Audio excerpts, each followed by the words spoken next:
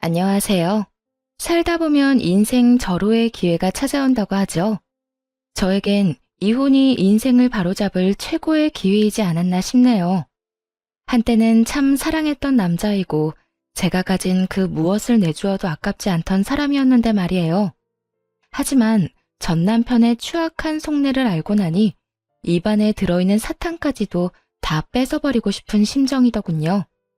친정아빠가 주변 사람들을 의심하고 또 의심할 땐 왜 무턱대고 사람을 의심하냐며 그렇게나 못마땅해 했었는데 말이죠. 많은 일을 겪고 난 지금에서야 왜 아빠가 그렇게까지 돌다리를 부서져라 두드리고 건너는지 알 것만 같더라고요. 10길 물속은 알아도 한 길 사람 속은 모른다더니 그걸 경험을 통해서 누구보다 더 정확하게 깨닫게 되었네요. 한때 삶의 전부였던 남편과는 회사에서 만나 결혼까지 하게 된 사이였어요. 저희가 일했던 회사는 친정아빠가 운영하던 작은 중소기업이었는데 아빠의 삶이 녹아있던 그곳에서 남편을 만나게 되었던 것이죠.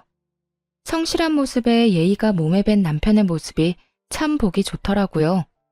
평소 제가 상상하던 배우자의 모습과 가깝기도 했고요. 그래서 집안 차이는 대수롭지 않게 여기며 결혼까지 한 것이었는데 결국 결과는 이렇게 되어버렸네요. 더 큰 행복을 가져다 줄 거라고만 생각했던 결혼에 꼴이 나고 난 후 일을 그만두고 집에서 남편을 내조하는 것에 집중하기로 했어요. 결혼을 하며 남편이 회사에서 받게 될 눈초리도 신경이 쓰였고 그래야 남편이 회사에서 좀 더 마음 편히 일할 수 있지 않을까 생각했기 때문이었죠. 남편은 이런 제 배려가 아깝지 않게 누구보다 열심히 회사 생활을 했고 그에 대한 보답을 받는 듯 승승장구하며 오롯이 혼자의 힘으로 회사 내에서 인정을 받았고요. 장인어른을 믿고 조금은 나태해지거나 건방져질 법도 한데도 남편은 그럴수록 본인이 더 잘해야 장인어른에게 민폐가 되지 않는다고 말하곤 했죠. 그렇게 늘 새벽에 출근을 하고 가장 마지막까지 회사에 남아 일을 하곤 했어요. 주말도 없이 밤낮으로 일만 하는 남편 덕에 결혼을 하고 난 후 데이트다운 데이트 한번 해본 적이 없었네요. 하지만 괜찮았어요. 오히려 그렇게까지 열심히 사는 남편을 잘 보필하며 저 역시 늘 열심히 살려고 노력했죠. 앞서 말씀드린 것처럼 아빠는 사람을 쉽게 믿지 않는 분이셨고 그래서 남편에게 다른 의중이 있을 것이라며 의심스럽게 바라보시던 시절도 있었어요. 하지만 3년 동안 한결같이 성실한 남편의 모습에 마음을 여시는가 싶더니 어느 순간부턴 중요한 결정을 내리기 전엔 남편을 불러 상의하곤 하더라고요. 여보, 오늘은 일찍 온다더니 왜 이렇게 늦었어? 그게 장인어른께서 이번 투자처 때문에 급하게 상의 좀 하자고 하셔서 장인어른이랑 서류 좀 살펴보느라 늦어졌어. 많이 기다렸어? 아니, 그냥 연락도 없이 늦길래 걱정했지. 그나저나 우리 아빠가 이제 당신한테 많이 의지하긴 하는가 봐. 이런 결정 내릴 때마다 당신 많이 찾네? 우리 여보가 일을 잘하긴 잘하나 보지? 멋있어. 이러다가 곧 아빠가 더 중요한 자리로 승진시켜주는 거 아니야? 에이, 그런 말 하지도 마. 난 지금 자리도 벅차니까 말이야. 장인어른께도 그런 말은 하지도 마. 난 정말 장인어른께 패되기 싫어서 열심히 하는 건데 괜히 그런 말 때문에 장인어른이 괜한 오해하시는 거 싫어. 알겠지? 걱정도 팔자다. 내가 왜 그런 말을 하겠어? 당신 곤란해지게. 그냥 나는 당신이 이만큼 열심히 하고 잘하니까 그렇지. 여보, 정말 멋있어. 진짜 대단하다고 생각해. 당신도 대단하고 멋있어. 나야 나가서 일만 하면 되지만 당신은 안팎으로 내조한다고 얼마나 힘들어. 그런 면에선 나보다 당신이 더 대단하고 멋있어. 만족감이 가득한 평화로운 시간을 보내던 어느 날, 시댁에 신경이 쓰이는 사람이 생겼어요. 그건 바로 남편의 사촌 동생이었는데 외국에 살고 있어 지금까지는 한 번도 본 적이 없었죠. 외국에서 혼자 귀국하게 된 아가씨는 시댁에서 지내고 있었고 기분 탓인지 몰라도 시댁에 갈 때마다 묘하게 날선 반응을 보인다는 느낌이 들더라고요. 저와 시모의 사이를 떼놓으려고 술을 쓴다는 느낌을 몇 번 받기도 했고요. 가장 어이가 없었던 사건은 시모의 생신을 얼마 앞두지 않았던 날에 일어났어요. 시모와 오랫동안 이야기한 끝에 약속했던 데이트를 하기로 한 날이었죠. 그간 하고 싶었던 일을 골라 하루 날을 잡고 제대로 함께 보내기로 한 날이었거든요. 그래서 영화 예매도 하고 예약하기 어려운 마사지샵과 근사한 식사까지 예약한 상태였고요. 그야말로 만반의 준비를 하고 시댁으로 갔죠. 어머님, 오늘 저랑 데이트하기로 하신 거 기억하시죠? 영화 예매도 해놓고 마사지 예약도 다 했어요. 한껏 들떠 시모에게 하루 일정에 대해 알려주니 시모가 뭐라고 하기도 전에 아가씨가 나서서 빈정거리기 시작하더라고요. 어머, 오늘 우리 이모랑 데이트 가요? 그러면 나는 어떻게 해요? 혼자 집에 있어요? 듣자하니 돈도 많다던데 쓰는 김에 좀 더 쓰지. 순간적으로 아차 싶기도 했어요. 전혀 생각지도 못했거든요. 그러면서도 설마 하니 이런 데이트에 눈치도 없이 껴달라는 말을 할까 싶었는데 아가씨는 눈치가 없는 것이 아니라 눈치를 볼 생각이 없는 거였더라고요. 아, 제가 생각을 못했네요. 다음엔 같이 가요.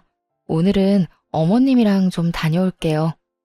아니, 그러지 말고 언니가 오늘은 좀 양보해 주세요. 제가 이모랑 데이트 좀 하게요. 한국 와서 종일 자느라 제대로 된 외출도 못했는데 언니가 양보해주면 제가 오늘 대신해서 이모랑 즐거운 시간 보내다 올게요. 사실 언니도 저한테 고마운 거 다 알아요? 요즘에 누가 시어머님 모시고 다니는 거 좋아라 해요? 그러니까 이렇게 말할 때 못 이기는 척 빠져요. 알겠죠? 이모도 나랑 가는 게 더 좋잖아. 그렇지?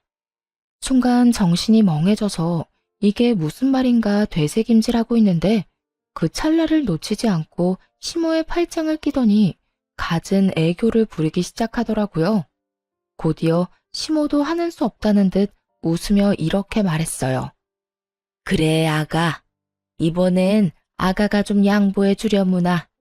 우린 다음에 또 가도 되지만 얘는 언제 다시 외국으로 들어갈지도 모르는데. 있을 때 좋은 추억 만들어주고 싶어서 그래. 이렇게 말하는데 거기에서 단호하게 안 된다는 말이 나오지 않더라고요. 그 상황에서 시모를 데리고 외출을 해봤자 시모도 저도 기분이 썩 유쾌하진 않을 것 같았거든요. 기껏 돈 들이고 시간 들여 예매까지 했더니 중간에서 획 낚아채 가는 꼴을 보는데 참 기가 막히더라고요. 직계가족도 아니고 먼 친척 동생이라고 하니 그러거나 말거나 무시하면 그만이겠지만요. 그래도 남편이 친정에 잘하는 만큼 저 역시 시댁에 잘하고 싶다는 마음이 컸던 터라 그냥 넘길 수만은 없었어요. 시모와 잘 지내기 위해서 일부러 시간을 내어 시댁에 가는 것인데 그때마다 아가씨라는 장벽이 가로막고 있다는 느낌이 드니 기분이 나쁜 것도 사실이었고요. 하지만 처음에는 참았죠. 그렇게 여러 번 참다 결국 남편에게 이런 고민을 털어놓게 되었어요. 여보, 있잖아. 어머님 댁에 당신 사촌 동생. 어? 걔가 왜? 아가씨가 아무래도 날 별로 안 좋아하는 것 같아. 내가 어머님 댁 갈 때마다 조금씩 트집을 잡기도 하고 어머님이랑 기껏 약속 잡아놓으면 꼭 아가씨가 급한 일이 있다며 어머님을 모시고 가버리더라고. 아니면 우리 약속에 같이 와서는 나만 겉돌게 만들거나 그래. 처음엔 내가 너무 예민한 건가 싶었는데 매번 같은 일이 반복되니까 나도 슬슬 기분이 나빠지려고 해서 말이야. 그렇다고 내가 직접 뭐라고 하기엔 증거도 없고 치사해 보이기도 하고. 그런데 또 그냥 참기엔 이건 너무 아닌 것 같아서. 어떻게 생각해? 이야기를 들은 남편은 더 화를 내며 자신이 해결하겠다고 큰 소리를 치더군요. 참기는 왜 참아 당신이. 당신이 그렇게 느낀 거면 걔가 그런 상황을 만든 게 분명할 건데.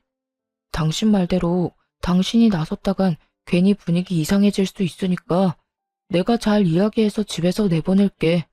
당신은 아무 걱정도 하지 마. 원하던 대답이긴 했지만 막상 남편이 그렇게 말하니 마음이 또 불편하더라고요. 듣기론 아가씨 혼자 귀국한 이유가 외국에서 지내다 우울증이 심해져서였다고 했거든요. 그래서 혼자 지내지 않고 시댁에서 보살피기로 했다고요. 그런 아가씨를 저 때문에 내보냈다가 혹시나 엄한 일이라도 일어난다면 큰일이었으니까요. 아니, 아니야. 아무리 그래도 집에서 내보내는 건 아닌 것 같아. 그렇지 않아도 우울증 심해서 하던 일도 공부도 그만두고 왔는데 혹시나 혼자 지내다가 무슨 일이라도 생기면 어떡해. 하긴, 부럽긴 하네. 그것까진 생각 못했네. 그러면 일단 내가 잘 이야기해볼게. 당신 곤란하지 않게 말이야. 남편이 알아서 해보겠다고 한 후 이야기가 잘 된 것인지 더는 저에게 나를 세워 대하지는 않더라고요. 여전히 시모와의 사이에 껴있다는 느낌이 들긴 했지만 전처럼 심한 것은 아니었어요. 그래서 이 정도야 제가 더 잘하면 된다는 생각으로 시모에게 일부러 살갑게 굴곤 했죠. 하지만 이 일이 잘 해결되고 난 후 큰일이 생겼어요. 그건 바로 친정아빠가 갑작스럽게 입원을 하게 된 것이었죠. 나이가 있으시니 가끔 몸이 좋지 않으면 입원을 해 쉬시곤 했는데 이번엔 어디가 많이 안 좋으신 건지 여러 검사들을 받으며 입원 기간이 길어지더라고요. 엄마, 아빠 어디 많이 편찮으셔? 입원한 지가 언젠데 퇴원은 고사하고 왜 아무 말도 안 해주는 거야? 나 진짜 답답해, 겁도 나고. 겁날 것도 많다 많아. 아직 검사 결과가 안 나와서 그래. 이번에 검사를 많이 해서 그런가 결과 나오는데 시간이 꽤 걸리네. 그러니까 너무 걱정하지 말고 넌 네 할 일 하고 있어. 자세한 건 나중에 이야기하자, 천천히. 어느 하나 명확하지 않은 엄마의 대답은 더욱 불안하게 만들었고 무서운 생각도 들어 걱정만 늘어가고 있었어요. 딸바보라 소문난 아빠의 사랑을 듬뿍 받고 자랐던지라 온통 아빠에게 신경이 곤두서 있던 상황이었죠. 그런데 그 와중에 남편이 점점 이상하다는 느낌이 들더라고요. 여보, 오늘 나 병원 갈 건데 당신도 같이 갈래? 난 오늘 일 때문에 중요한 약속 있는데. 왜 그 있잖아. 중요한 거래처 사장님이랑 요즘 조율하고 있다고 했던 거. 그 일로 오늘 만나기로 했어. 아, 그거? 그런데 그건 저번 주에 마무리했다고 하지 않았나? 그 일 때문에 당신 늦는다고 하고 새벽에 들어왔었잖아. 그때 분명히 마무리했다고 들은 것 같은데? 그게 내 착각이었지 뭐야? 난 충분히 좋은 쪽으로 마무리됐다고 생각했는데 상대방 생각은 다르더라고. 그래서 오늘 다시 만나 뵙기로 했어. 처음엔 저보다도 자주 병원에 들락날락하던 사람이 이런저런 핑계를 대며 병원의 발길을 끊어버리기도 했고 시댁을 핑계 삼아 외박을 하는 날도 생겨나기 시작했어요. 여보, 오늘도 많이 늦어? 오늘 엄마한테 좀 다녀와야 할 것 같아. 며칠 전에 연락이 왔는데 아들 얼굴 까먹겠다며 오라고 성화셔서 말이야. 무슨 일 있는 것 같기도 하고 아마 전화로 할 말은 아닌 것 같고 얼굴 보고 해야 할 말 같아서 오늘 가보려고. 아, 그래?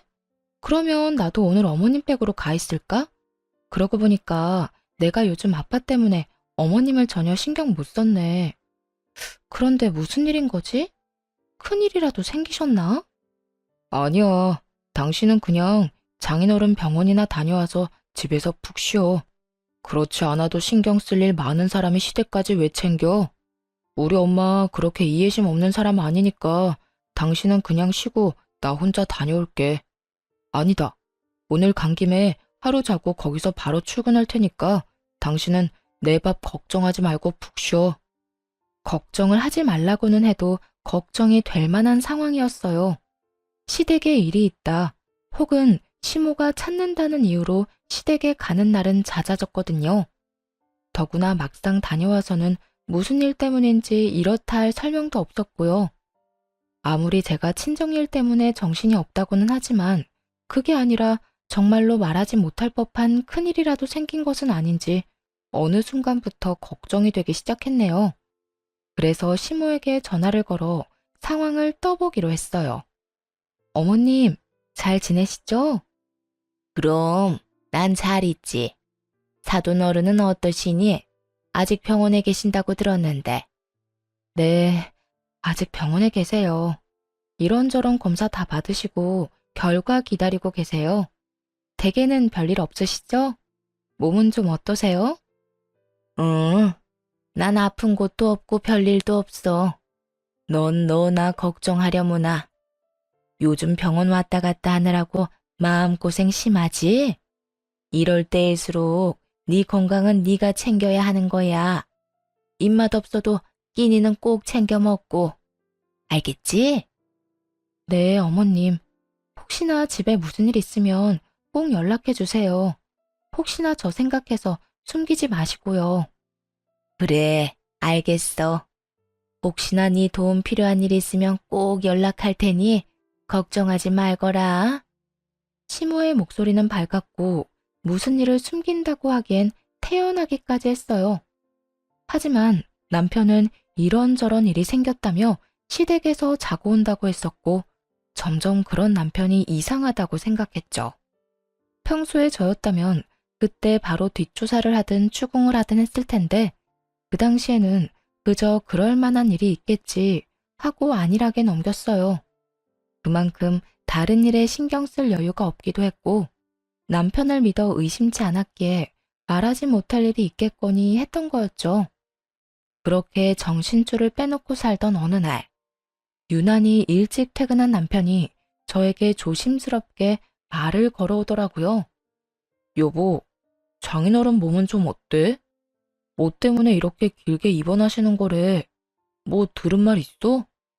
아니, 그렇지 않아도 그것 때문에 답답해 미치겠어.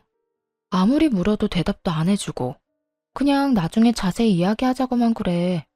갈 때마다 아빠는 자고 있고 가끔 일어나 있어도 그것도 잠시뿐이야. 그래? 도대체 어디가 편찮으시길래 그러시는 거지? 그러니까. 그런데 왜? 회사에 무슨 일이 생겼어? 남편은 약간 곤란하다는 듯 망설이더니 이내 굳게 다문입을 열더라고요.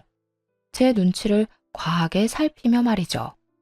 그냥 내가 많이 고민해봤는데 장인어른 회사 일은 신경 쓰지 마시고 이제 건강만 신경 쓰시면서 좀 쉬시는 건 어떤가 해서. 회사는 내가 더 신경 쓰면 되니까 말이야. 어? 갑자기 그게 무슨 말이야? 말 그대로야. 장인어른 이제 좀 쉬셨으면 해서. 사실은 회사 내에서 이런저런 말이 자꾸 나와. 계속 찾아와서 나보고 회사를 맡으라고 직접적으로 이야기하시는 분들도 계시고 말이야. 회사를 창립할 때부터 시작해 지금껏 오랫동안 아빠와 함께 해주신 분들이 계셨는데 그분들이 그런 말을 꺼냈다고 들으니 생각이 많아지더라고요. 건강상의 문제로 인한 아빠의 부재, 그리고 조금은 의미심장한 남편의 제안. 좀 더 남편의 마음을 자세히 알기 위해 이것저것 남편에게 묻기 시작했죠. 그런 말까지 당신한테 한단 말이야? 나한텐 아무 연락도 없으셔서 전혀 몰랐는데. 당신한텐 아무래도 말하기가 그랬겠지. 나한텐 예전부터 그런 식으로 말씀하시곤 하셨어. 처음엔 내가 그럴 만한 그릇도 되지 않는데 왜 그러시나 싶기도 했어. 그런데 장인어른 입원 기간이 길어지니까 그런 말이 귀에 들어오기 시작하더라고. 회사를 함께 일으키신 분들이 찾아오셔서 그런 말씀을 계속 하시니까 몸둘 바를 모르겠으면서도 한편으론 잘할 수 있다는 용기도 생기고 말이야. 당신도 잘 알잖아. 나 당신이랑 결혼하고 얼마나 열심히 회사를 위해 살았는지. 그러니까 당신이 장인어른께 잘 좀 이야기해주면 안 될까? 장황하게 설명하긴 했지만 결론은 아빠 회사를 물려달라 이거더라고요. 여러 생각으로 머릿속이 복잡해져서 일단은 대화를 마무리해야겠다는 생각을 했어요. 더 이야기를 나누어봤자 머릿속만 복잡해질 것 같았으니까요. 음, 일단 생각 좀 해보자. 생각 정리되면 아빠하고도 잘 이야기해볼게. 그래, 나도 다시 한번 내가 잘 이끌 수 있을지 생각해보고 내 자신을 돌이켜볼게. 한 가지 약속할 수 있는 건 날 믿고 맡겨주신다면 그 누구보다 열심히 할 수 있다는 거야. 남편의 말을 듣고 난 후 며칠에 걸쳐 여러 생각들을 했어요. 그리고 아빠에게 이런 이야기들을 전해주기로 결심했죠. 저야 이러저러한 의견을 아빠에게 전할 뿐 결정을 내릴 수 있는 입장은 아니었으니까요. 그렇지 않아도 부르려고 했는데 잘 왔구나. 그래, 우리 딸 할 말 있다고? 그게 아빠. 회사 내에서 이런저런 이야기들이 나오기 시작하나 봐요. 아무래도 아빠 건강 문제도 있고 박서방한테 회사를 물려주고 아빠는 이제 좀 쉬시는 게 어떤가 하는 말이요. 저도 이런저런 생각을 많이 해봤는데 아빠 생각은 어떤지 궁금해서요. 그래? 그렇지 않아도 박서방 문제로 상의할 것이 있어서 부르려고 했는데 통한 것 같네, 딸. 그날 아빠와 전 여러 이야기들을 나누었고 아빠는 변호사와 남편을 불러 유언장을 쓰기 시작했어요.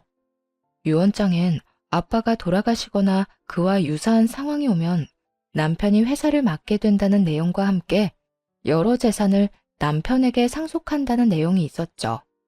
아빠가 유언장을 작성하는 걸 본 남편은 눈물까지 글썽이며 감사하단 말을 아끼지 않더라고요. 장인어른, 정말 감사합니다. 믿고 맡겨주신 만큼 열심히 실망하지 않으시도록 제가 열심히 배우고 잘 이끌겠습니다. 후후, 박서방, 잘 부탁하네. 아직은 내가 사장 자리를 지키고 있긴 하지만 내가 없으면 자네가 다 맡아 해야 할 자네 회사네. 그러니 부디 잘 이끌어주게. 그리고 내 딸도 마찬가지네. 우리 귀한 딸 눈에서 눈물 나지 않도록 박서방이 많이 아껴주고 사랑해주게. 걱정하지 마십시오, 장인어른. 회사는 물론이고 제 와이프 눈에서 눈물 나는 일 절대로 없도록 하겠습니다. 아시지 않습니까? 이 사람을 저 자신보다도 사랑하고 아끼는걸요. 그러니까 다른 걱정은 하지 마시고 건강 하나만 신경 쓰시면서 지내주세요. 그래, 여러모로 자네를 믿어보겠네. 훗날 무슨 일이 일어나는지를 모른다면 참 아름다운 장면이었죠. 눈물을 글썽이며 아빠의 손을 잡은 남편과 그런 남편의 손을 두 손으로 감싸주고선 바라보는 아빠. 정말 드라마에서 보던 장면 아닌가요? 하지만 이런 드라마 같은 상황은 찰나와도 같았어요. 유언장을 쓰고 얼마 지나지 않아 엄마에게서 연락이 왔으니까요. 그 연락을 받은 건 다름 아닌 남편이었어요. 네, 장모님. 이렇게 일찍 무슨 일 있으세요? 박서방, 아무래도 마음의 준비를 하는 것이 좋을 것 같아서 전화했어. 그게 무슨 말씀이세요? 말 그대로야. 바깥 양반 얼마 못 버틸 것 같아.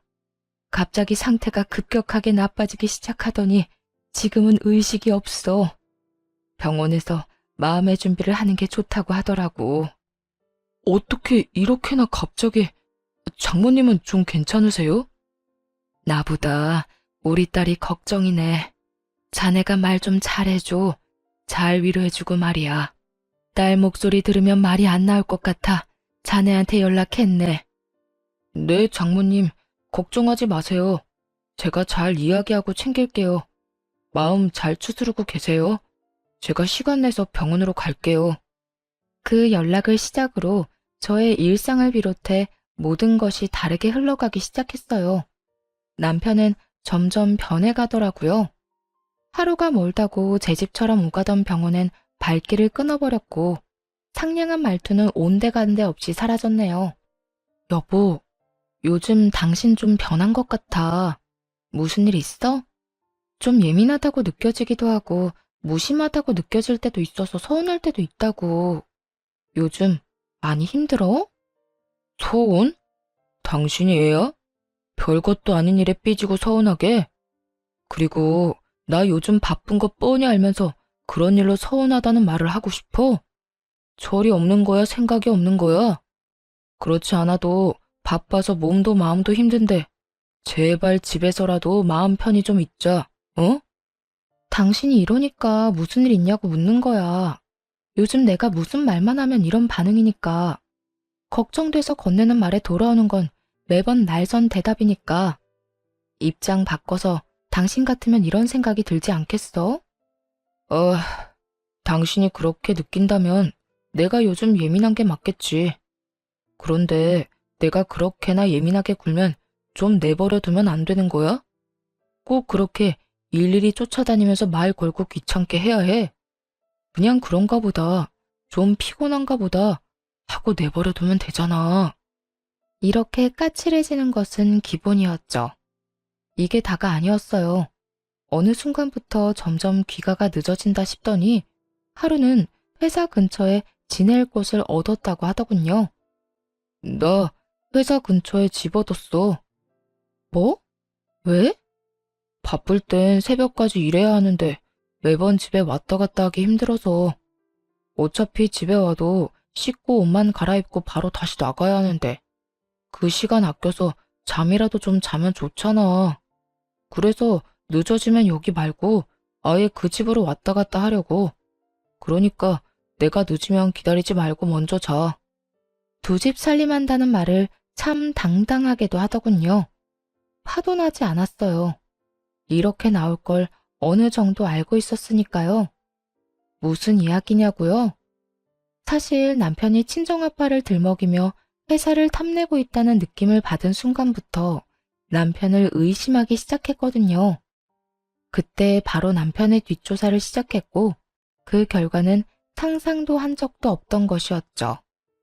우선 남편은 회사 사람들의 권유를 받은 것도 아니었어요. 오히려 회사 내 오래된 분들을 직접 찾아뵙고 다니며 자신의 편으로 만들기 위해 온갖 애를 쓰고 있었더라고요. 때로는 큰 금액의 돈을 빼돌려 그분들을 회유하는 것에 쓰기도 했고요. 그것뿐만이 아니었죠. 더 어이가 없었던 건 시댁에 잠시 살기로 했다던 신경 쓰이는 그 여자였어요. 그러니까 아가씨로만 알고 있던 사람 말이에요. 사촌 동생이 아니었더라고요. 그 여자의 정체는 상간녀였어요. 정말 간도 크죠? 저도 들락거리는 시댁에 본인 사촌 동생으로 둔갑시켜 숨겨뒀더라고요. 남편은 물론이고 시부모님들까지 모든 사실을 알면서 그런 거짓말로 저를 속이고 있었다니 정말 믿을 사람 하나 없다 싶었어요. 모든 사실을 알고 나니 남편이 시댁 핑계를 대고 가끔 외박을 하던 것이 떠오르며 온몸에 소름이 끼치더라고요. 이게 끝이 아니었어요. 두 사람의 대화를 녹음 파일로 받았는데 들어보니 정말이지 추악한 속내 그 자체였죠. 오빠, 언제까지 이러고 살아야 해? 조금만 더 기다리라고 했잖아. 그 노인네 무슨 병인지는 몰라도 병원에서 지내는 시간이 꽤 길어지고 있다고. 이제 고지가 눈앞인데 급하게 굴다가 다 망칠 작정이야? 그런 건 아닌데, 그러면 나 집이라도 얻어줘. 오빠 부모님은 좀 불편해도 잘해주시니까 그럭저럭 참을만 한데, 그 여자 올 때마다 미치겠다고. 올 때마다 어떻게 해서든 어머님께 잘 보이려고 알랑방귀 끼어대는데 아주 꼴 보기 싫어 죽겠어. 그러거나 말거나 신경을 꺼. 아예 방에 들어가 버리거나 그러면 되지. 그걸 왜 다 지켜보고 있어? 내가 말했지. 자기가 계속 예민하게 굴면 그 여자가 이상하게 생각할 거라고. 그러니까 이상한 말이나 행동하지 말고 그냥 신경 쓰지 마. 응? 오빠 같으면 그게 돼? 저러다가 어머님이 나 말고 저 여자 편을 들면 어쩌나. 그러다 오빠까지 나 버리고 그 여자한테 가면 어쩌나. 내가 얼마나 걱정인 줄 알아? 별 걱정을 다 한다. 그럴 것 같았으면 우리 집에 자기 들이지도 않았겠지. 그리고 우리 엄마 그 여자보다 자기 더 좋아해. 그 여자야 자기도 알다시피 우리 집 지갑인 거 알잖아. 나한테 돈도 주고 회사도 줄 통 큰 지갑 말이야. 자기는 지갑 보면 무슨 감정이 느껴져? 나도 마찬가지야. 아무 감정도 느낌도 없어. 애초에 사랑 같은 거 하지도 않았고, 우연히 그 여자가 회사 사장 딸인 거 알고 결혼한 것뿐이라고. 그러니까 그런 걱정은 하지도 마. 하긴. 그래도 집은 얻어줘. 나 오빠랑 오붓하게 지내고 싶단 말이야. 그래, 그건 타이밍 봐서 얻어줄게. 그래도 일단 완전히 회사 얻고 난 뒤에 혹시나 꼬리 잡히면 끝장인 거 알지? 알겠어. 그때까진 기다리도록 해볼게. 그러니까 이렇게 밖에서 둘만 만나자고 조르는 것도 한동안은 자제해. 정 밖에서 보고 싶으면 엄마를 데리고 오란 말이야. 다 된 밥에 코 빠뜨리지 말자 우리. 저와 저희 집을 지갑이라고 칭하며 어떻게 해서든 하나라도 더 받아가려고 안달이 났더군요. 자기들 딴엔 치밀한 계획이라고 생각하는 것 같았는데 이렇게 하루아침에 모두 들켜버렸다는 걸 알면 과연 어떤 표정을 지을지 그것 참 궁금하더라고요. 모든 사실을 알고 난 후 이혼은 당연한 수순이었지만 그래도 망설여지는 건 어쩔 수 없더라고요. 그 당시 아빠가 계속해서 병원에 계셨으니까요. 건강한 상태에서 들어도 충격적인 내용인데 입원한 상태의 아빠에게 말을 꺼내려고 하니 차마 입이 떨어지지 않았죠. 그렇게 이러지도 저러지도 못하며 시간만 보내던 어느 날, 엄마에게 연락을 받았어요. 그렇지 않아도 마침 이 모든 것을 말씀드리기로 결심이 섰던 터였죠. 아빠, 그리고 할 말이 있는데요. 사실은 박서방 다른 여자 있어요. 우울증이 심해서 시댁에 와 있다던 박서방 사촌동생, 사실은 상간녀였더라고요. 물론 시댁에서도 이걸 다 숨기고 모른 척 했던 거고요. 그리고 아빠 회사를 노리고 있는 것 같아요. 조심스럽게 지금껏 알게 된 사실을 꺼내놓자 아빠는 복잡한 표정을 지으며 한숨을 쉬시더라고요. 아, 너도 결국엔 알게 됐구나. 오늘 내가 보자고 한 것도 이것 때문이었다. 이번에 입원이 길어진 이유는 박서방을 지켜보기 위함이었어. 일도 열심히 하는 것 같고 열심히 하는 것만큼 결과도 늘 좋아서 좀 더 힘 있는 자리로 옮겨줬다가 회사를 물려줘도 될까 고민을 하고 있었단다. 그런데 아무래도 찝찝한 기분이 가시지 않더구나. 그래서 일부러 입원을 하고 상황을 심각한 것처럼 몰고 갔지. 이런 상황이 되면 박서방의 진짜 모습이 나올 것 같아서 말이야.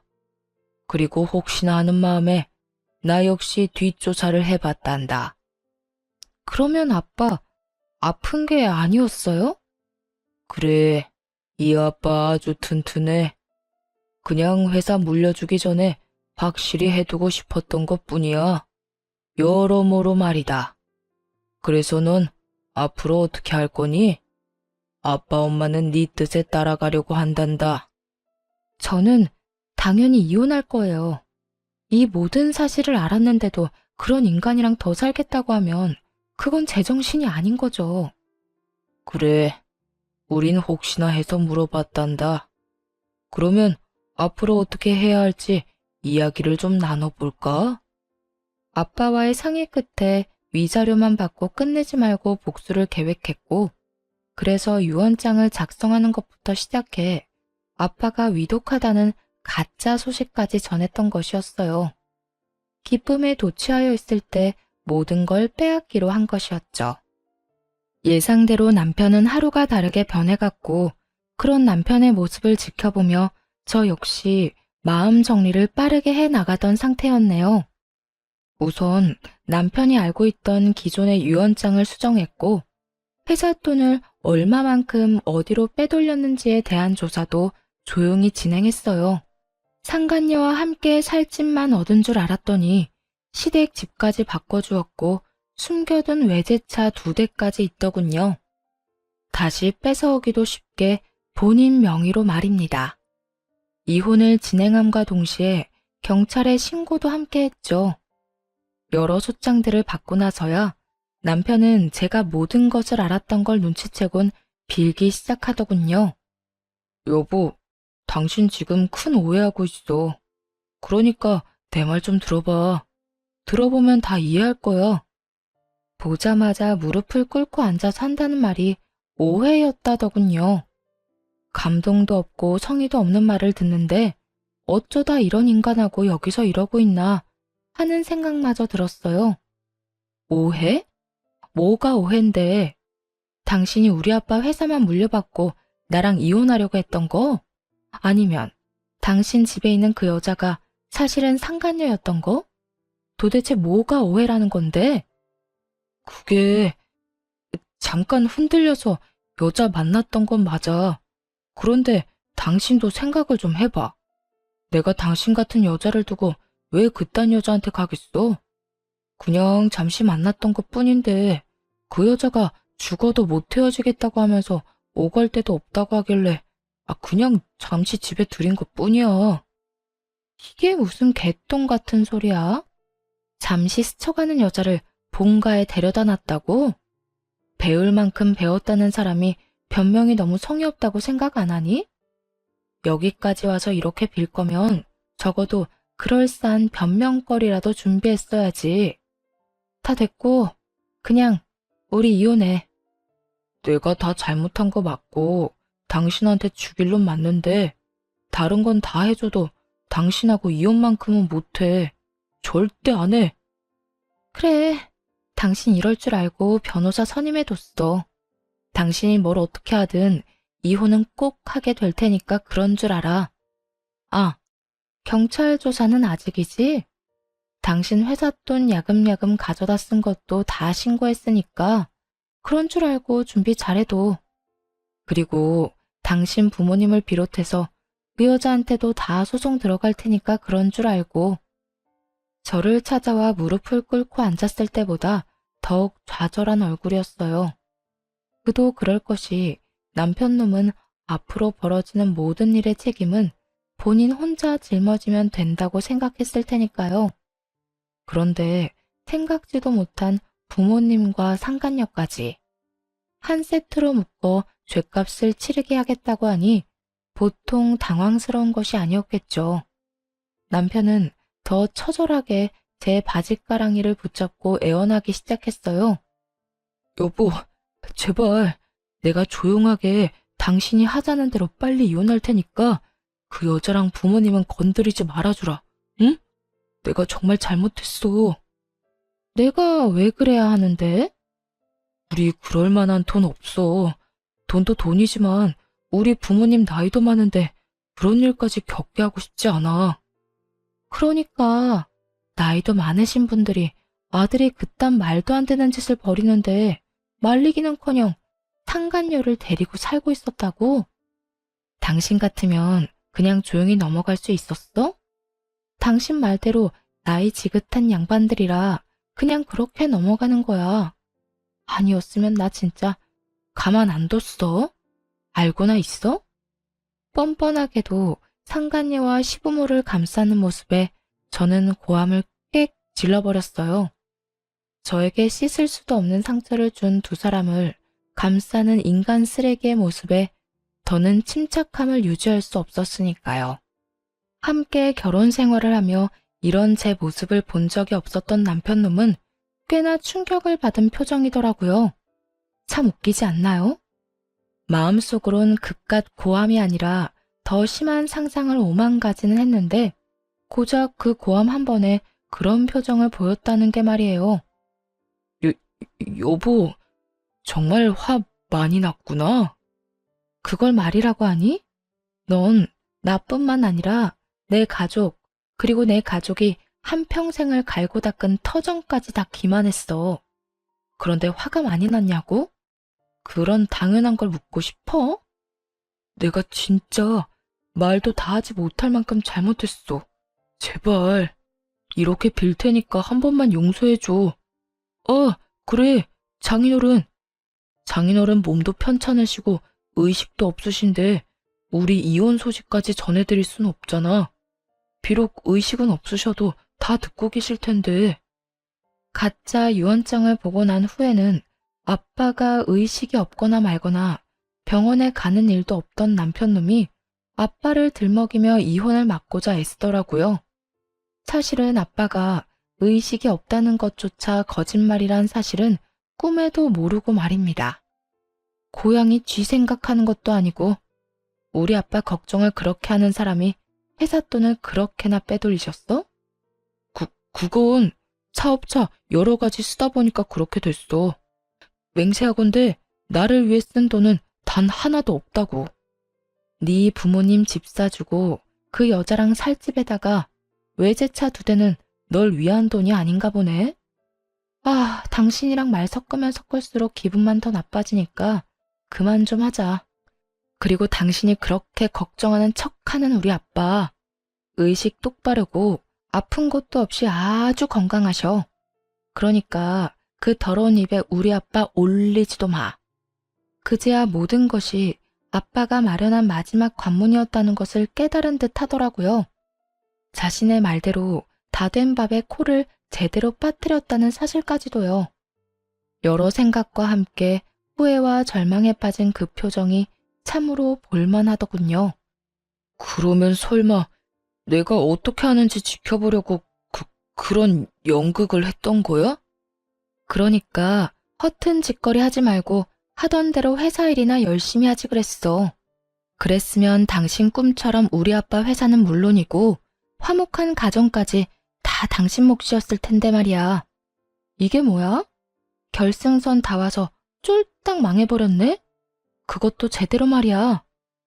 여보, 정말 내가 너무 잘못했어. 나 정말 후회하고 있는데 한 번만 없던 일로 좀 해주면 안 될까? 나 회사 안 물려줘도 돼. 그냥 당신 곁에 다시 설 수 있게만 해줘, 어? 나 당신 없이 못 사는 거 알잖아. 그건 그렇겠다. 지갑 없이 살 수는 없겠지. 돈이 있어야 살 수 있을 테니까 말이야. 지갑? 갑자기 웬 지갑 타령은, 설마 그것도 다 들은 거야? 응, 내가 말이야, 당신이 생각하는 것보다 더 많이, 그리고 더 깊게 알고 있어. 그러니까 더는 사람 피곤하게 하지 말고 가서 이혼이나 준비해. 그제야 남편은 더는 가망 따윈 없다 싶었는지 긴 말하지 않고 밖으로 나가더라고요. 그 후 소송은 진행되었고 유능한 변호사님들의 도움을 받아 남편을 비롯해 작당모이한 모든 사람들의 서랍 속 실가락지 하나까지 남기지 않고 싹 다 받아냈습니다. 당연히 전 남편은 회사에서 쫓겨났고 구속까지 앞두고 있었죠. 워낙 증거들이 차고 넘쳐 그 누가 와도 막을 수 없는 수순이었거든요. 그렇게 이제 모든 것이 끝났다고 생각하고 있었는데 마지막까지 그 지긋지긋하고 양심도 없는 인간들이 저를 찾아오더라고요. 바로 전 시모와 상간녀 말입니다. 뻔하게도 전 남편을 용서해달라는 것이었는데 그 이유가 참 어이가 없더라고요. 저기, 아가, 내가 이렇게 용서를 비마. 나라도 정신을 차리고 우리 아들을 말렸어야 했는데 그땐 그 애가 괜찮다고 다 알아서 한다고 하니 눈을 감게 되더구나. 이런 소리나 하려고 여기까지 찾아온 건 아닐 텐데요. 얼른 할 말하고 가주세요. 얼굴 보고 있는 것만 해도 피곤해서요. 그래. 오늘 우리가 이렇게 온 이유는 말이다. 네 남편, 아니, 내 아들 좀 용서해주면 안 되겠니? 그간의 정을 생각해서 말이야. 이런 일이 있기 전까지 나는 물론이고 우리 아들과도 사이가 좋았었잖니. 싸우는 일은커녕 큰소리 한 번 난 적이 없었던 그 시절을 생각해서라도 제발 구속만은 어떻게 피하게 해주면 안 되겠니? 그건 이미 제 손을 떠났고요. 설사 방법이 있다고 한들 그럴 생각 전혀 없어요. 이런 말이라면 이만 돌아가 주세요. 바빠서요. 두 사람을 쫓아내려 하자 전 시모와 상가녀는 급하게 무릎을 꿇고 눈물로 호소하기 시작했어요. 아가, 그러지 말고 한 번만 용서해다오. 너도 알다시피 네가 다 뺏어가고 우리가 가진 거라곤 빚뿐이란다. 거기에다가 얘가 지금 임신했어. 배는 하루가 다르게 불러올 텐데 애 아빠도 없이 어떻게 출산하고 애를 키워? 그래요, 언니. 제가 정말 잘못했어요. 속인 것도 잘못했고, 속이던 시절에 언니 못 살게 굴었던 것도 잘못했어요. 제가 다 잘못한 건 맞는데, 뱃속의 아기는 잘못이 없잖아요. 그러니까 제발 우리 아기한테서 아빠를 빼앗아가지 말아주세요. 전 시모와 상간녀는 마치 제가 아빠를 빼앗아간 모진 인간으로 몰아가는 것도 모자라 통하지도 않을 동정심까지 호소하기 시작하더군요. 임신을 들먹이며 호소하면 제가 눈이라도 깜빡할 거라 생각했던 모양이었죠. 멍청하기가 이루 말할 수가 없었죠. 야, 네가 눈물 질질 흘리면서 임신했으니 봐달라고 하면 내가 마음이라도 흔들릴 줄 알았나 본데 사람 잘못 봐도 한참을 잘못 봤어. 난 절대 그 인간 용서할 생각도 없고 네가 눈물로 동정심을 호소해도 전혀 흔들림 따윈 없어. 그러니까 내 앞에서 이딴 짓거리 할 생각도 하지 마. 난 그렇게 자비로운 사람 아니니까 말이야.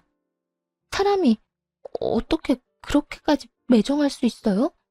우리 오빠 이대로 구속되고 그 충격으로 뱃속의 아기가 잘못되기라도 한다면 그 죄를 어떻게 다 갚으려고 이렇게까지 하냐고요. 죄? 너 지금 나한테 죄라고 했니? 어디서 남의 남편 꼬셔서 불륜이나 저지른 주제에 감히 죄라는 단어를 입에 올려? 그리고 네 뱃속의 애, 그 애랑 내가 무슨 상관인데? 혹여나 그 애가 잘못된다고 한들 그건 내 탓이 아니라 너희들 탓이야.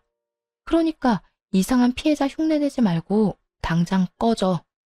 지금 봤으면 알다시피 내가 노인 임산부 배려할 만큼 좋은 사람이 아니라서 말이야. 이 인연이 진짜? 누군 네가 예뻐서 이러고 있는 줄 아나 본데 나도 너 싫고 짜증나거든?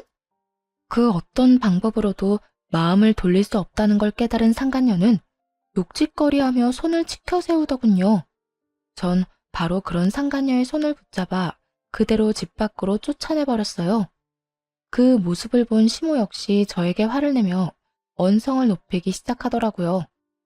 너 지금 홀몸도 아닌 애한테 뭐 하는 짓이야? 그러니까요. 홀몸도 아니면서 왜 여기까지 찾아와서 이딴 꼴을 당한대요? 손버릇은 또 얼마나 안 좋은지 태교해야 할 사람이. 어쨌든 난 할 말 다 했으니까 2번 다신 찾아오지도 마세요. 그렇게 전 시모 역시 내쫓아 버렸어요. 내쫓기는 순간까지 어떻게 해서든 해를 가해보려 노력하는 듯 했지만 보기 좋게 질질 끌려 나가고 말았죠. 그 후 전 남편은 구속이 되었고 누구 하나 돈 버는 재주가 없었던 전 시부모와 상간녀는 빚쟁이가 되어 길거리에 나앉았다고 하더라고요. 그런 상황은 단 한 번도 상상조차 해본 적 없었는지 상간녀는 그 길로 늙은 노부부를 버리고 도망가 버려 연락조차 되지 않는 상태라고 했어요. 그 뒤로 전 행복하기 위해 부단히 애쓰며 살아가고 있어요. 아빠는 회사에서 물러나셨고 회사는 제가 아닌 회사에 오래 계셨던 분이 맡아주시고 있고요. 그리고 지금은 다시 입사해 이런저런 일을 배우고 있는 중이에요. 친정에서 지내며 부모님의 집을 지키면서 말이에요. 두 분은 요즘 여행을 다니시며 행복한 시간을 보내시는 중이라 집이 비는 날이 더 많아 혼자 사는 거나 마찬가지네요. 이혼을 하고 난 후 가장 많이 바뀐 것은 시간을 오로지 저를 위해 쓴다는 것인데요. 결혼 생활을 할 땐 모든 시간이 전 남편만을 위해 쓰였는데 이혼을 하고 나니 그것이 그렇게 후회가 되더라고요. 그래서 요즘은 모든 시간을 오로지 저만을 위해 쓰고 있어요. 평일엔 회사 일을 잘 습득하기 위해 부단히 노력하고 주말엔 충전을 위해 그저 쉬기도 하고 여러 곳을 다니며 구경을 하기도 해요. 가끔은 운동을 하며 에너지를 쏟아내기도 하고요. 이혼을 하고 친정으로 갔던 날 소송 내내 무덤덤하게 저를 도우시던 부모님이 우시더라고요. 우리 딸 고생 많이 했어. 그동안 많이 힘들었지? 이 사람이 애 앞에서 울지 말라니까. 당사자도 저렇게 씩씩하게 잘 이겨내고 있는데 당신이 이렇게 울면 어쩌자는 거야? 딸, 고생했어. 많이 힘들었지? 이제 다 끝났다. 그러니까 한동안은 우리 좀 쉬자. 푹 좀 쉬고 다시 잘 시작해보자. 네, 엄마, 아빠. 저 잘 이겨낼 수 있어요. 그러니까 두 분도 너무 마음 아파하지 마세요. 저는 정말 괜찮아요. 한번 무너졌던 우리 가족은 지금은 보란 듯이 잘 지내고 있어요. 아빠 말씀대로 저흰 긴 휴식기를 지나 평온을 찾았고요. 앞서 말씀드렸다시피 부모님은 부모님대로 저는 저대로 새로운 출발을 시작했으니까요.